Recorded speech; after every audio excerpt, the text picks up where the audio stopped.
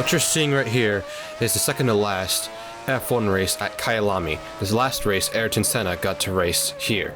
And this is the place for JIMDYCAR's next stop in the season. We're heading towards KYALAMI, South Africa for 35 laps at this peculiar looking road course. So after Indianapolis, we now are in 11th in the point standings, and for KYALAMI we actually get ballast, so it actually makes the playing field a little bit more competitive. So the slower guys don't get any ballast, but the faster guys typically do. So that leaves us for qualifying. So it was pretty tricky because this track obviously is very foreign to me. The only practice I ever got was in practice and in qualifying. So this is actually going to be the first laps in anger and trying to push for a fast lap. Didn't really get the tires warmed up a whole lot this lap, so second lap might be the money lap.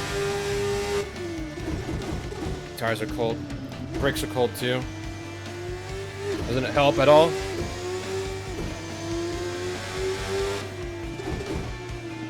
Missed apex there. 125 is what we're aiming for here. Low 125. Jacob right here is actually going to give me a little bit of a slipstream right here. We actually get P3 on that lap. So far, 128. I need to reset the brake bias, is what I need to do.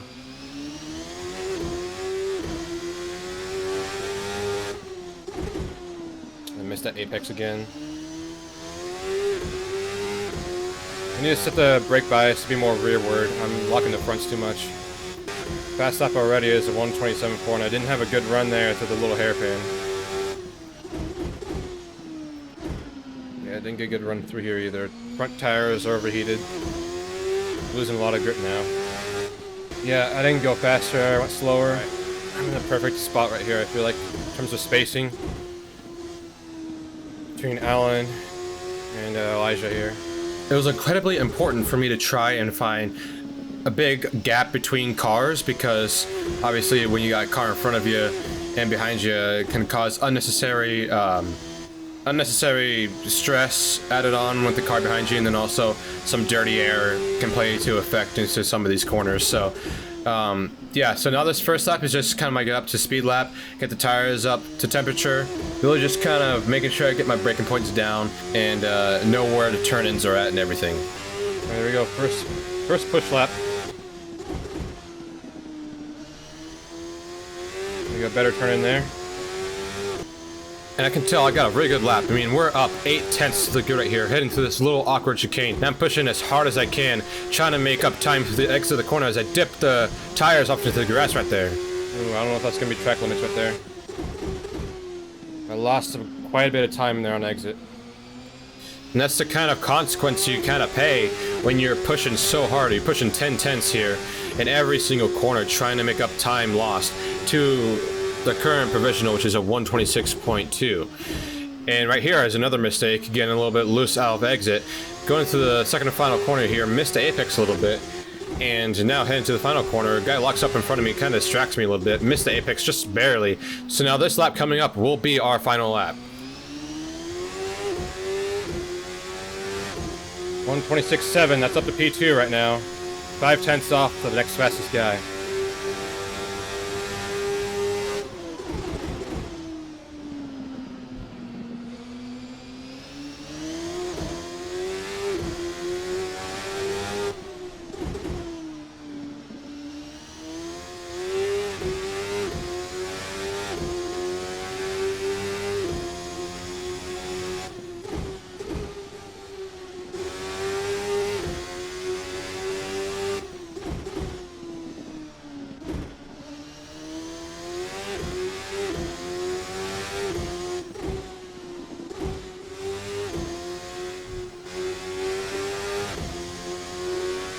Look at all that time gained right there.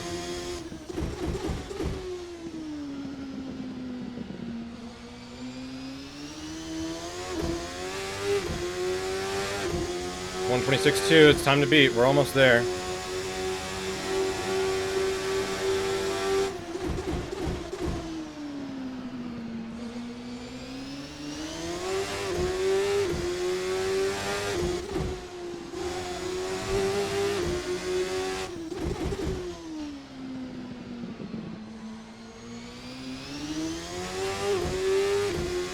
Got a good lap here. 1:26.0. Woo! What a damn lap, dude. Fingers crossed no one can beat that. Holy smokes, I don't know how I pulled that one out of my ass. Little did I know, other people had deeper asses to pull out of, and more lap time. So that meant my dreams of another pull went away. God damn it, Austin. And Mike even had to make it even worse. Awesome. Yeah, he has 30 kilograms of ballast too. Can we investigate that lap like before the race starts? Oh my god. I agree. Can we protest the lap? Yo, who's this fucking gooner with the Ram Ranch car in front of me? Hey, we got 20 racers. Is that the first time someone has used the word gooner in this chat? Yes. Easy into one, boys. Another victim. Easy in one, this is. Cold brakes are very cold. No heroics in the Sandavon. I'm just here for safety rating. You come to the wrong I'm place. just here so I don't get fined. Quiet for the start, please. Am I waiting until everybody's out of the last corner? Yed. Yes. Whoever's in last, call out when you're out of the final corner, please. Out of it. I'm out. Green, green, green. Oh, jeez. Oh, that's a big checkup. And so with that, the South African Grand Prix of JIMDYCAR is green. We're going into turn 1. We're actually almost 3 wide going there. And I hang it around the outside for P2. Get the run off the corner. The guy on the inside spins the wheels just a little bit right there. And so that gives me P2. So now, this first lap is just kind of just taking care of the tires, taking care of the car, and making sure you're not putting yourself into any awkward racing situations and any, you know, race ending kind of situations either. And so thankfully I'm in P2. I got pretty much like clear air in front of me right behind Mike, and now I just got like a carrot to chase in front of me for the next couple laps. Charlie, congratulations, you completed the lap. The tire rules are good to go now, so if you, whatever tire you're currently on, you have satisfied that requirement for that tire.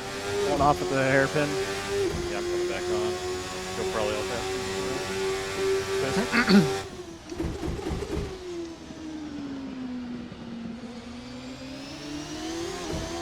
Back on. Well, that was fun while it lasted. Where you at, Jeremy? Last. God damn it. So far so good, 4 down. Currently trying to keep pace with Mike and just hang with him. Not really trying too much to try and pass him at all. And right when I say that, I spin the wheels off the corner trying to push to hang with Mike. So that leads to next lap, lap 5, going to this little kink before the final corner, get a little bit too much of the curb, get loose, and make a big mistake, and lose what inevitably would be the touch to Mike there, if that simple mistake. Took a little bit too much curb out of the second to last corner, little kink. Gonna try and regroup and see if we can catch him again.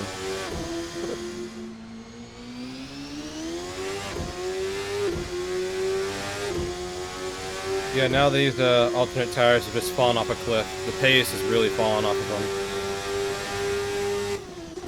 them. Not only that, but just that one mistake has created a pretty much 3-second gap to Mike, the leader. And so now I'm just pushing as hard as I can, trying to make up that time lost. Going into this next corner. Okay. There's that. What is that? Crocodiles. Just a simple mistake, another costly mistake at that. Just lighting the rear tires too much off the corner exit, and thankfully saved myself from getting any damage. Tires up way too much when I didn't need to. Even though I made the mistake, I got lucky to not take any damage, but the damage has already been done in the time lost. Just gotta hang on until I can hit the fuel window. And you can just see right here the following lap, just the inability to get the power down on the rear tires off exit. And so now, my tire's just begging for mercy at this point. I'm coming this time. I cannot hang on to these tires anymore. This wound up being actually a pretty costly mistake because I probably could have gone one more lap on fuel, would have been on the same strategy as the guys in front of me. Oh boy, why did I just spin out there?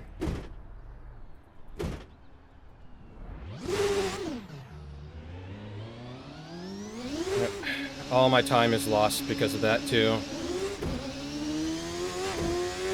I just wanted to get off those alternates so bad, dude. It was miserable. Right, so we rejoin the race in 7th place, but we would cycle out back to about P5, P6 because of the lost time trying to get into the pits and spinning out. Yep, netted out P5, we're chasing P4 now.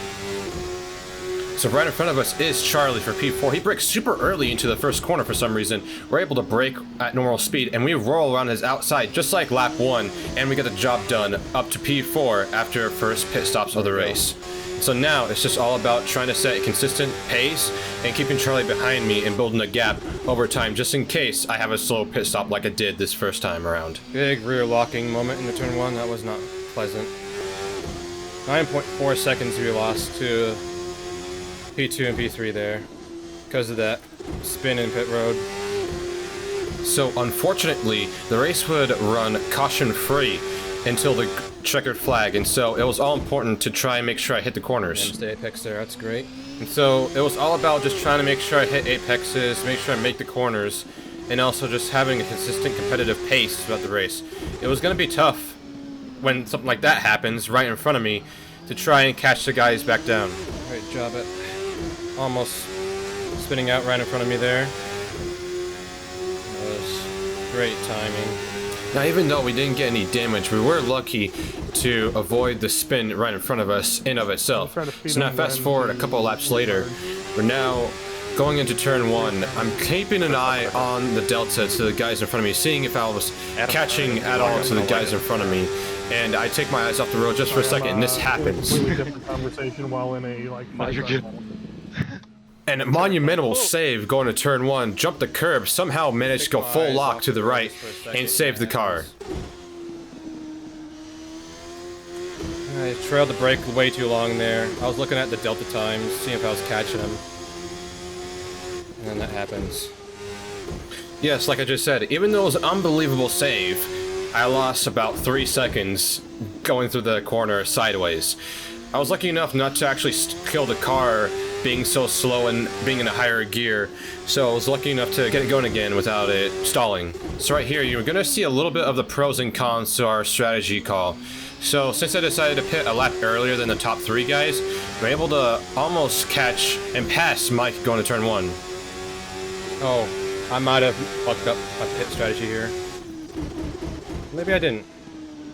Because now that Mike is in front of me, he's on the fresher tires, and by the time I pit, his tires are already going to be warmed up, so I have pretty much 0 chance of actually passing him here. And then later in the race, it's going to open up a possibility for one of the top 3 guys to pit late and then catch me potentially. Just gotta make sure I don't spin out this time. So that's pretty much the call sign of when I'm deciding to pit. So this time, got the car slowed down before the turn, and we don't spin out this time, thankfully. So we're gonna do another set of primes. I think if we haven't... We have to pit one more time. We pit for alternates. Alright, looks like Ben jumped me on the undercut. Maybe he's overcutting, I'm not sure. Alright, so we will have to pit one more time. Because fuel only lasts 11 laps. Or thereabouts. So I'll make it to like lap 33 or something like that. So I'll have to pit with about 3 or 4 to go. Wait. Oh. Who just moaned? I just hit a turn really good. No one should be having this much fun doing JIMDYCAR. Like, I'm just like, this is the first stint I've had this race where I've not had someone just like wanting to pass me. Yeah. It'd be nice if I had someone to pass. Yo, when is the last lap, bro? I'm fucking... 10 laps from now. Or I'm in a league of my own, I guess you could say. I'm fucking racing Indy next over here, dude. Probably where you belong. Multi-class JIMDYCAR. Yeah, I said multi-class racing, isn't that just gonna be JIMSA? Let somebody know if you want to be part of JIMSA. Join JIMSA today if you want to have fun. LMDH, or whatever it's called now. GTP... Hypercar, that's what it's called. Alright, I gotta stop being in second gear out of that corner. That's what's killing my tires and my speed off exit. Thinking when I hit lap 30. Yeah, I'm gonna have to pit on lap 30. I was gonna try and see if I would have been able to pit earlier or something like that. Try some random strategy to get on the alternate sooner, but it wouldn't really have mattered. If my mental math serves me right, that's 100 consecutive laps under green. Someone send this to Tony George and show him how it's done. Alright, so coming towards the end of lap 29, Guess we're now who it working is? past the lap car of Alan Stewart right here. Very tricky spot because this long left-hander heading into a long unorthodox right-hander right here. And so I was glad he let off the brake and let me have the inside line. But this is a lap where we decided to pit for our final stop of the race. Now, this is kind of a mistake I had that I was telling about earlier of pitting a lap too early compared to the top 3, because now I'll be putting on alternates right here, but I might be exposing myself to the tires falling off towards the end of this run here for whoever stops like a lap later and after me and is faster than me. I forgot to change it to alternates, but it's whatever. Oh, I did change it to alternates. Okay, well. Okay. That's something that happened. This is actually pretty important because we come out right in front of this lap car, so thankfully we did not get held up going into turn 1. So now we have clean air. Try and get our... Now I'm going to be hanging on for dear life at the end of this stint, I feel like. Try and get our tires up to temperature this first lap and not having to deal with any dirty air in front of us. But the issue that this raises up is now that these tires are pretty much just going to be dead by the end of this race. So now whoever is going to be behind me and taking a gamble to try and do the overcut or undercut here, they're going to have a massive advantage on me in the last 2 laps of this race. You ran out of fuel? Good news for Bob. No, I miscalculated. So I didn't know it at the time, but that was actually Austin Fairfield, one of the fastest guys in here, miscalculating his fuel. P3 got damaged or something happened. That promotes us up to the podium, I think. Yeah, it does. That's why I was trying to make the point earlier that now that Austin Fairfield's going to be behind us on fresher tires and alternates, he's going to be faster than us on this last run, and mistakes like that cannot happen, or else he's going to steal P3 from us. I'm just hoping that I can hang on to this podium spot. Now, 4 laps sounds like not a whole lot of laps, but around this track, it is plenty of opportunities for me to mess up and allow Fairfield to catch me in these closing laps of this race. So it was super important for me to lock in and make sure to not give Austin any chance to gain any time on me in these next couple of laps. Doesn't help that when I'm driving the shifter, it's getting sun glare off of the sun right behind me. And it's kind of distracting me, and I also have sun glare on my screen. And so now you can hear the issues I'm dealing with racing in the evening, with the sun peeking through the window, hitting my screen. Oh yeah, 4-wheel drift to the final corner, you'll love to see it. And allowing mistakes like that to happen. Can we see how much time I lost there? 2 tenths, it looks like. And so now, with every lap that's passing by, yeah, he's back there. The more I see the gap go down between me and Fairfield, Right, 2 more laps. the more I'm trying to push, the more I'm letting these mistakes creep up and causing mistakes like this going to turn 1 happening through these next couple of laps and allowing Fairfield to get closer and closer. Now heading into this unorthodox, weird chicane here, I've been really struggling with this part of the track the entire race, and I made the one mistake I probably shouldn't have made. Yeah, I masterfully fucked that up. Yeah, he's getting me this lap. God damn it. And so now the slow exit out of that corner has allowed Fairfield to get within pretty much my slipstream for this long straightaway here with a little kink to the left here. And so now, Fairfield is within a second of me, and he's probably going to be on the push-a-pass, pushing as hard as he can to get by me. He has the tire advantage, he has the pace advantage, and so now I'm looking in my mirrors and trying to protect my position as much as possible. So now you see the leader is on the final lap, and so now it has come down to this, the final lap of the race.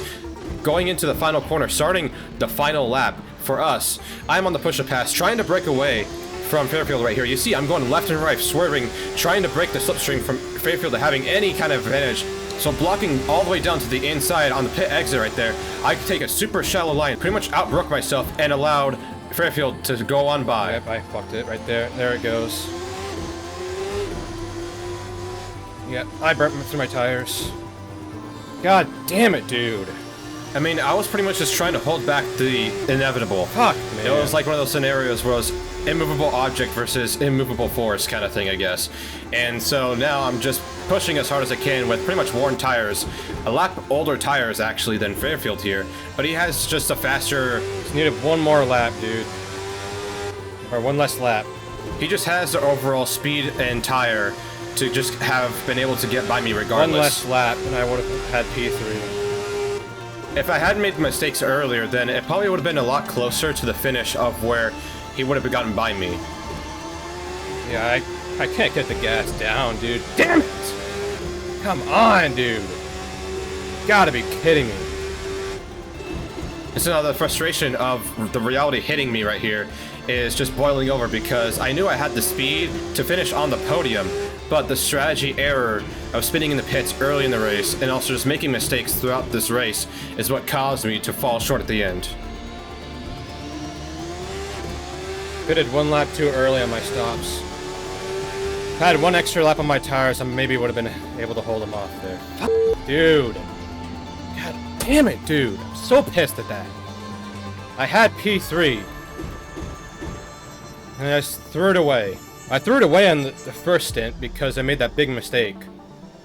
I threw away the podium right there. If I didn't make that mistake on the old alternates, and I would have had a better shot at actually being P3. I guarantee it would have been... If I didn't make that mistake and then mistake into the pits, that would have been a guaranteed P3 right there. I'm so frustrated, dude. That was just... so annoying.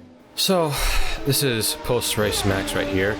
And obviously I'm very frustrated from that performance that I had the potential for P3 finish, but I'll take a P4 considering, look at the points. I jumped from 11th to 8th there in the point standings. So a huge chunk of points we were able to gather from that race. Moving on to penalty points from KYALAMI. Jeff, Eli, Jacob, Ray, Hickey, Jeff, Lacey again, and Brennan all got points handed out to them this race. You can pause and look at all the details there. And for Nazareth, these are the guys that got penalties to serve beginning of the race, and here's penalty points from KYALAMI. And next up, you'll be seeing all the penalty points accrued from the last 10 rounds. Notice how I'm not on there. Your boy is the cleanest driver out on the track. With that said, hope you guys enjoyed the video. Thank you guys for watching. Make sure to like and subscribe if you enjoyed this video. Share it with everyone you know, and I'll see you guys in the next video. Here they come.